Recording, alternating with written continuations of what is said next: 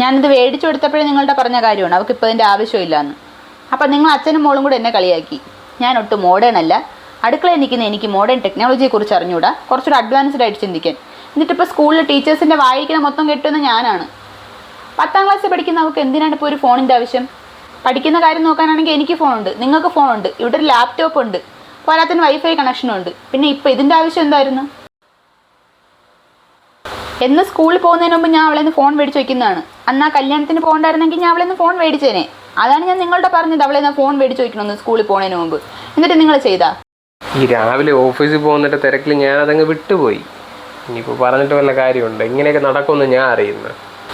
ഈ പ്രായത്തിലുള്ള തെറ്റുകൾ കുട്ടികൾ ചെയ്യും, അത് സ്വാഭാവികമാണ്. പക്ഷെ നമ്മളല്ലേ അത് ശ്രദ്ധിക്കാനുള്ളത്?